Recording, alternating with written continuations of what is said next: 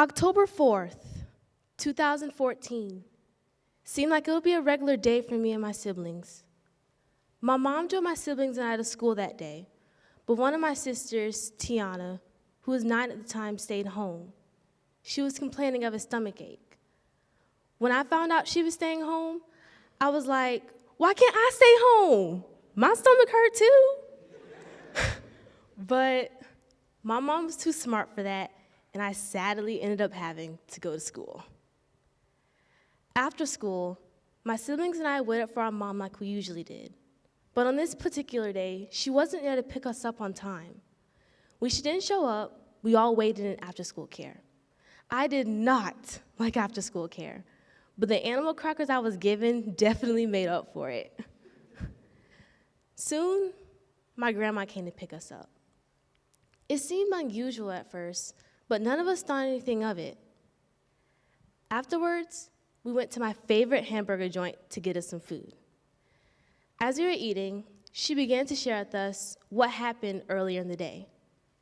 She said, "Your mama took Tiana to the emergency room, and she was admitted this afternoon.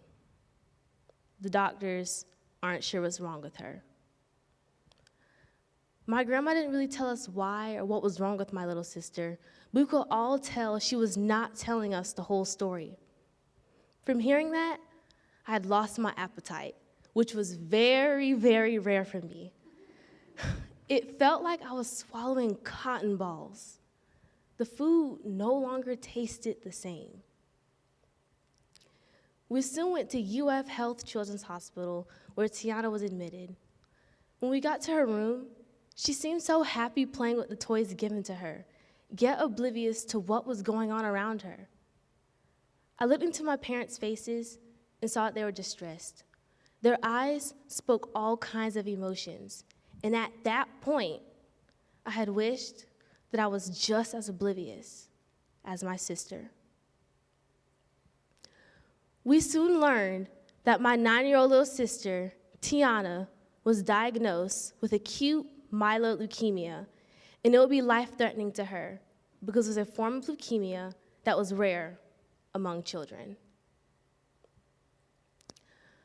For those of you who don't know what leukemia is a cancer of the white blood cells. With leukemia, the bone marrow produces abnormal white blood cells which don't function properly. These cells crowd out the healthy blood cells that's produced, making it difficult for blood to do its designated job. But let me tell you about my sister's diagnosis, which was acute myeloid leukemia, or AML. This is an aggressive, life-threatening condition that requires urgent and intensive treatments. With AML, the bone marrow cells don't mature the way they're supposed to.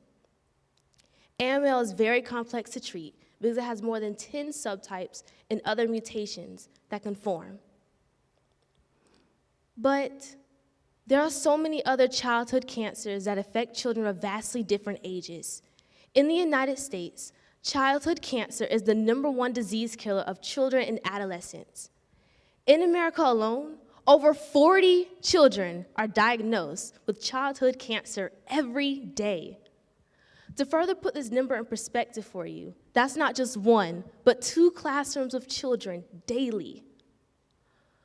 On October 4th, 2014, my sister became one of those 40. We all know that America is one of the top leading countries in science and technology and had the world's largest economy. You would think that with being so progressive and advanced, that we would have many innovative cancer treatments, and research funds would be more than bountiful, right? Well, sadly, this is untrue. While America is more focused on wealth and production, they overlook how children are dying every single day from this childhood cancer epidemic. Despite this, of the $4.9 billion the National Cancer Institute budget, only 4% goes to childhood cancer research. 4%.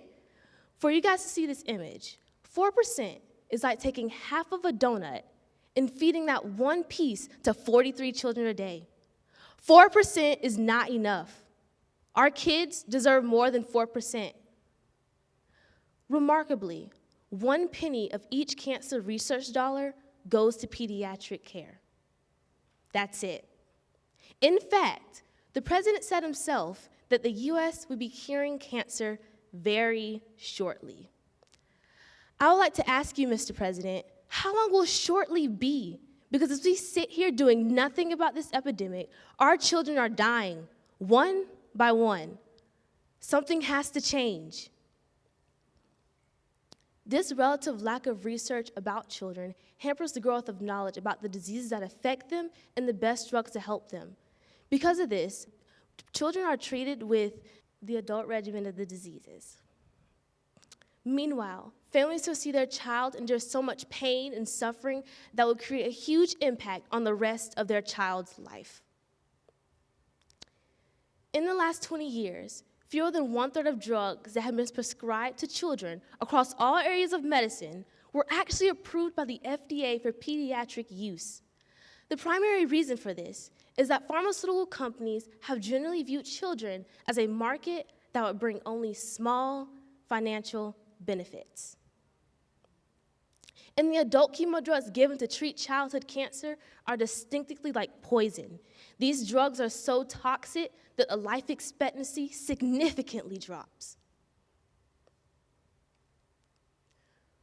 When Tiana was hospitalized, she had endured so much pain and agony that most of the time was unbearable. Watching from the sidelines and being unable to do anything to reduce the pain was heartbreaking. The amount of chemo drugs given to her was limitless, from daunorubicin, cytarabine, fludarabine, busulfan, and others, all quickly deteriorated her small, fragile body. She also underwent countless amounts of surgeries and radiation therapy that no kid should have to go through. Seeing her day after day, no matter the emotions I felt, my only thought was to make her happy. As an older sister, my job was being my sister's protector and encouraging her every step of the way. Knowing that I could lose her at any time always hunted my thoughts, because I came across other kids that lost against the destructible path of cancer. When she lost her hair, I could only look at the beauty of how much strength she possessed.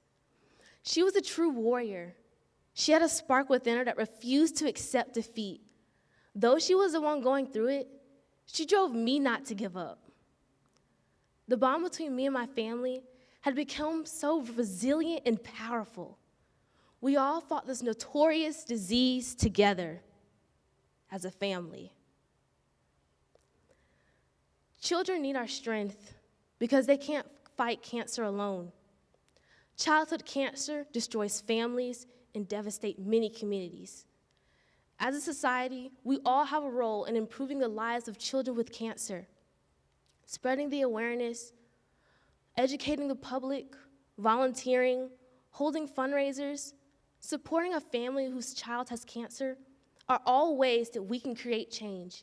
We must create change because, like the great Dr. Seuss once said, unless someone like you cares a whole awful lot, nothing is going to get better.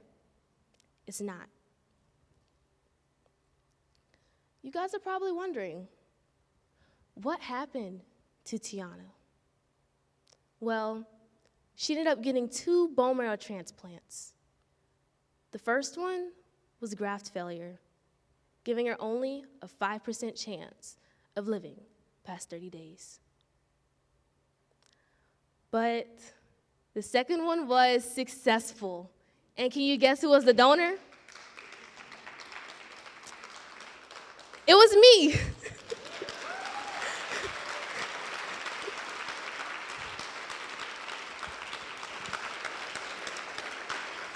After 376 days, Tiana defeated cancer.